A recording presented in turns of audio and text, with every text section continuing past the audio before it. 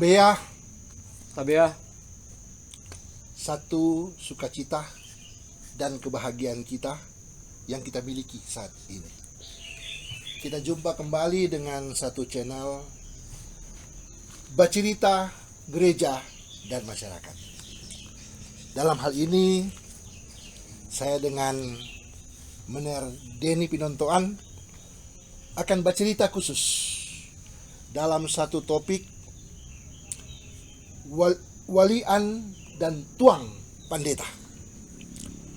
Topik ini diambil dari buku Mener Denny sendiri yang di dalamnya berisi satu perjumpaan agama asli Minahasa dengan agama Kristen. Sebelum torang dua bercerita, kami mohon kepada penonton yang menyaksikan channel YouTube ini untuk memberikan like,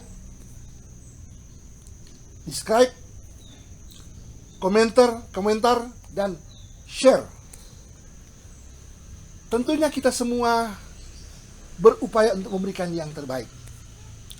Termasuk apa yang kami paparkan dalam kesempatan ini, diupayakan sekiranya kesempurnaan itu sendiri adalah harta milik Tuhan yang harus kita praktekkan dalam hidup kita, orang percaya. Mari torang bercerita mulai dari bagaimana saudara menyikapi atau ada ide dalam topik yang ditulis walian dan tuang pandeta. Secara historikal datang dari kedatangan tuang pendeta yang berasal dari negeri Belanda. Silakan. ya, Tabea, pemirsa channel Bercerita Gereja dan Masyarakat dan juga Pendeta Stephen Bones Manengkei. Jadi judul bercerita kita kali ini diambil dari judul buku saya yang terbit tahun 2019, Walian dan Tuang Pandeta. Perjumpaan antara agama Tuhan Minahasa dengan kekristenan yang direpresentasi oleh Walian untuk agama Minahasa dan Tuang Pandeta untuk kekristenan. Nah, saya memilih kata tuang pandeta karena rupanya di abad-abad itu, tapi kita juga mengenal sampai berapa tahun kemudian, berapa masa kemudian, ketika menyebut pendeta mereka menyebut dengan istilah Melayu tuang pandeta. Nah, jadi saya menulis buku itu karena ada satu pertanyaan besar.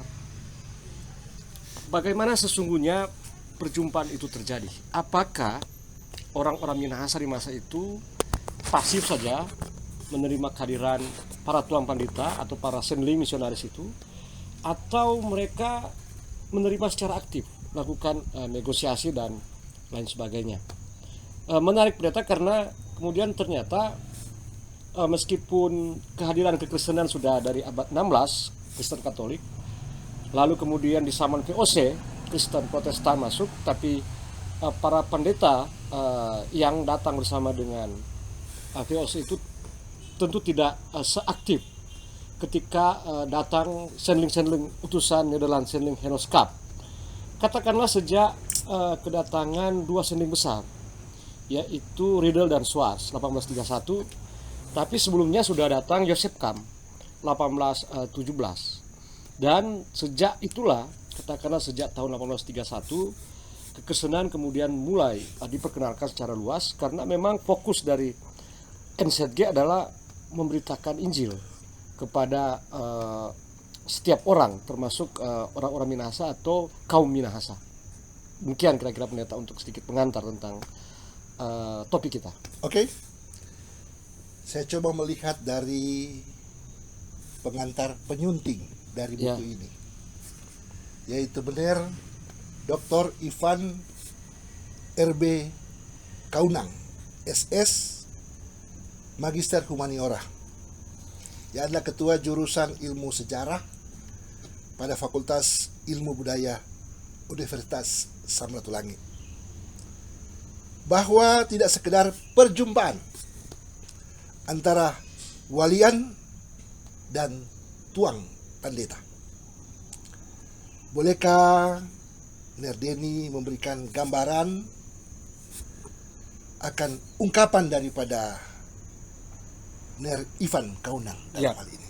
Jadi sejarah kekristenan Minahasa hari ini, terutama dua gereja yang memang menggunakan kata Minahasa, yaitu Gereja Masehi Injili Minahasa yang berdiri pada tanggal 30 September 1934 yang akan kita rayakan Besok tanggal 30 September 2020, HUT yang ke-88 tahun 2022 ke-88, dan kerapatan Gereja Protestan Minahasa yang sudah berdiri sebelumnya yaitu tahun 1933 tidak terlepas dari kehadiran kekristenan yang diperkenalkan terutama oleh misionaris atau sendeling dari Belanda yang berkedudukan di Belanda. Badan sendingnya Nederland Sendeling Genootschap, tapi orang-orang atau para misionaris yang diutus ke sini tidak semua sebenarnya berkebangsaan Belanda, karena misalnya Ridder Swas orang Jerman. Tidak sekedar perjumpaan karena satu pihak memang itu suatu fenomena perjumpaan, tapi lebih dari itu sebenarnya. Sehingga buku saya setebal hampir 200 halaman itu menceritakan tentang bagaimana kehadiran para sendeling yang mulanya tentu karena mereka ingin menjangkau orang-orang Minahasa yang ada di pegunungan, mereka membutuhkan partner atau membutuhkan teman sekerja, maka mereka kemudian merekrut anak-anak muda Minahasa yang kebanyakan datang dari keluarga-keluarga walian. Nah, itu yang menarik. Jadi mereka masih membawa tata cara keminahasaan, kosmologinya, direkrut menjadi anak piara. Yang sebenarnya bukan hanya laki-laki tapi juga perempuan. Cuma perempuan dididik langsung oleh para nyora atau istri para sendeling, dan laki-laki itu dididik langsung oleh tuang pandita atau sendeling itu. Yang memang dimaksudkan untuk nanti dapat membantu mereka dalam melakukan kerja-kerja penginjilan. Nah, saya kira dengan adanya perjumpaan lalu kemudian adanya sistem anak piara itu, maka pasti yang terjadi adalah saling belajar. Jadi itu yang dimaksud dengan tidak sekedar perjumpaan, saling belajar antara, pertama yang dimaksudkan bahwa anak-anak muda Minahasa ini belajar banyak hal, belajar bahasa Belanda, bahasa Melayu, pengetahuan umum, tapi juga pengajaran agama Kristen. Tapi dari situ juga para keluarga-keluarga sendeling ini belajar dari mereka dan masyarakatnya, sehingga yang terjadi sebenarnya adalah sebuah dialog yang kemudian membangun sebuah relasi. Jadi basis katakanlah kekristenan kita hingga hari di Minahasa adalah itu, adanya relasional atau relasi antara kekristenan Eropa yang diperkenalkan dengan orang-orang Minahasa di abad ke-19 itu. Itulah sehingga dia disebut tidak sekedar perjumpaan, tapi kemudian terjadi sebuah dialog, sebuah negosiasi, dan kemudian pada akhirnya membentuk Kristen yang khas, yaitu Kristen Minahasa. Hal yang semakin menarik apa yang kita percakapkan dalam kesempatan ini.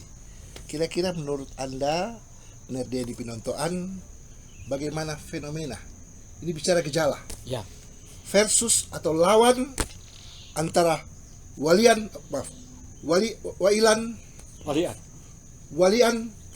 dengan tuang pendeta. Di sini bicara tentang bagaimana mengkaji sesuatu dalam pikiran dan pandangan sejarah perkabaran Injil, Ya.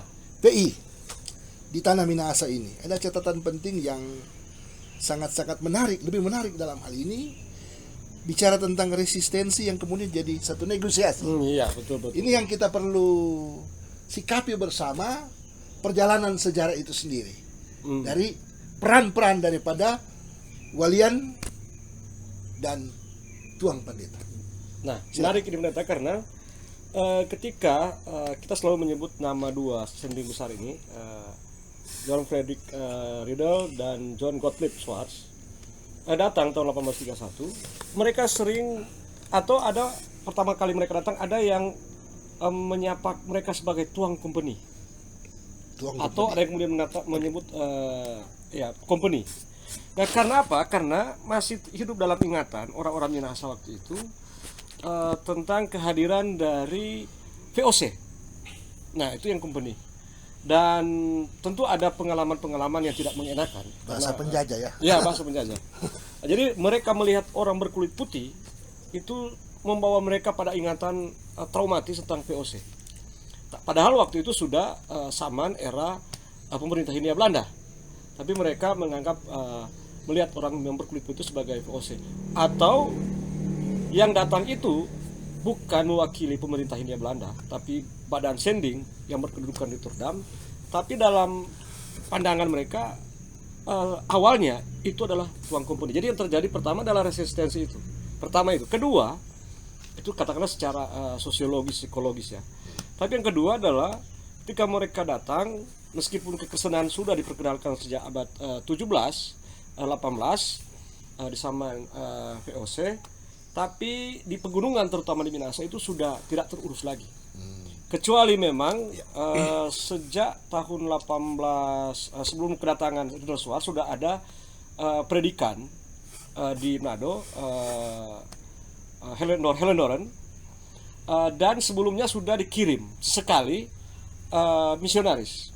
Tapi mereka tidak bisa menjangkau secara efektif orang-orang Minahasa yang sudah pernah Kristen di pegunungan, sehingga kemudian banyak mereka yang ingin kembali memeluk agama leluhur mereka. Nah, sehingga ketika Rudolf dan Schwarz datang, yang satu ditempatkan di Langowan, yang satu ditempatkan di Tondano, mereka menjumpai atau berhadapan dengan orang-orang Minahasa yang masih hidup dengan sistem keagamaannya. Nah, terutama dan dimanapun itu, bahwa semua agama, termasuk agama lokal Minahasa, agama Minahasa punya struktur. Nah, struktur yang memimpin atau yang memiliki otoritas untuk sistem agama ini adalah para walian. Di setiap pusat walak itu ada walian utamanya, lalu kemudian ada walian-walian bawahannya di tingkat wanua-wanua atau rong-roong. Itu mirip juga struktur pemerintahan, tapi begitulah. Nah, banyak walian ini yang merasa mereka akan kehilangan kehilangan pamor atau kehilangan otoritas kalau kemudian para pengikutnya sudah memeluk agama Kristen, sehingga yang terjadi adalah resistensi. Di Tondano misalnya ada cerita bahwa ketika sudah mulai ada orang Kristen yang orang Kristen mau beribadah di rumah ibadah gedung gereja kayu yang dibangun oleh orang Kristen Tondano dan Ridal waktu itu, ada orang tertentu yang menghadang mereka ketika menyeberang jembatan di Tondano. Begitu juga di bagian lain yang di Tontemboan dan sebagainya. Di Langowan misalnya ada seorang kepala yang memang menyatakan penolakan terhadap Schwarz. Nah, tapi seiring dengan waktu dan mungkin begitu mereka dididik, dua sending ini tentu tidak lepas peran dari istri-istri mereka. Istri Ridal, Maria Williams, dia seorang Haruku tapi orang tuanya, ayahnya seorang Eropa.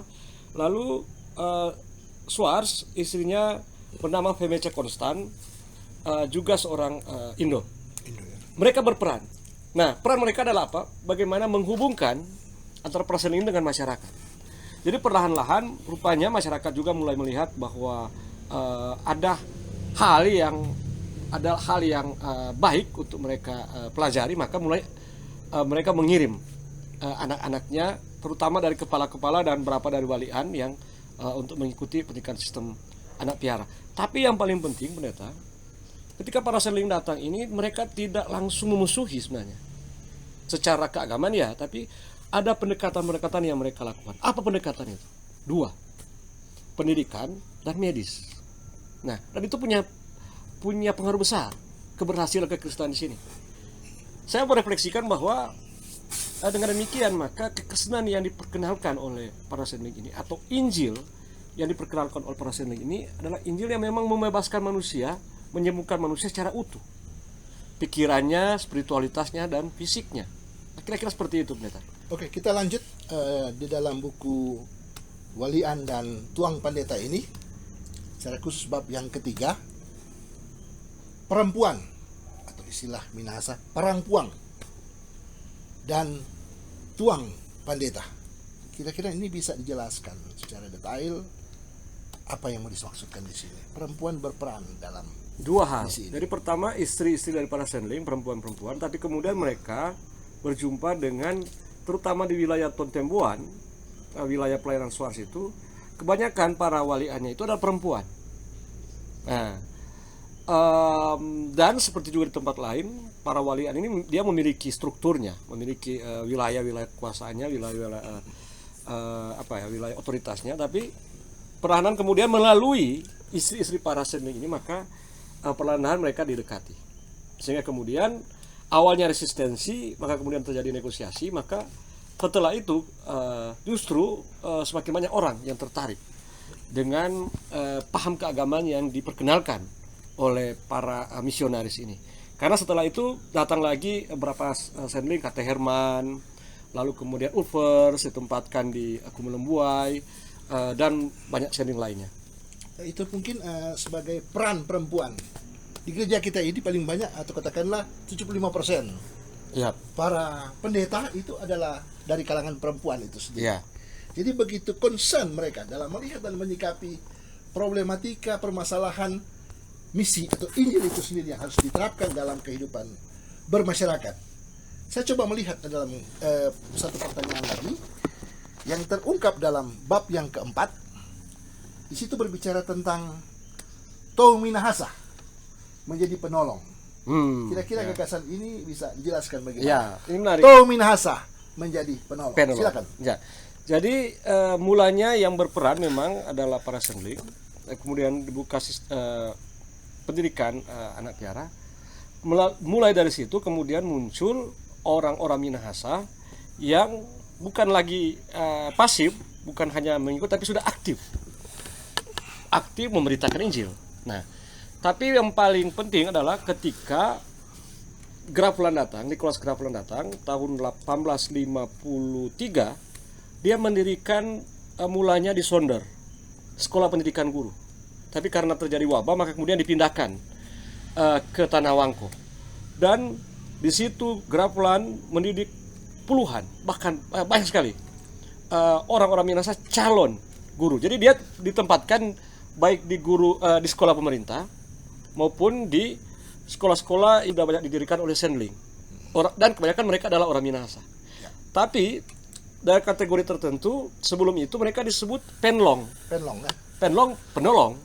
Mereka membantu tugas-tugas kerja para sendling, tapi tentu istilah membantu lebih dari sekedar itu, karena mereka yang berada di baris terdepan. Ujung tombak. Iya, ujung tombak, berhadapan dengan kaumnya sendiri. Ya. Jadi dengan ini bisa dikatakan bahwa kekristenan yang lahir kemudian bertumbuh, bukan lahir, tapi diperkenalkan dan berkembang di sini adalah kekristenan yang memang tidak sekedar hanya mengikuti saja, Ya. tapi sudah terjadi sebuah proses, kesadaran yang muncul dari kalangan orang Minahasa sendiri. Ya. Saya kira cukup dulu kita bicara. Nanti kita lanjut. Sekiranya topik ini bicara tentang walian dan tuang pendeta harus 2 episode. Ya, betul. Jadi tidak bisa Ya.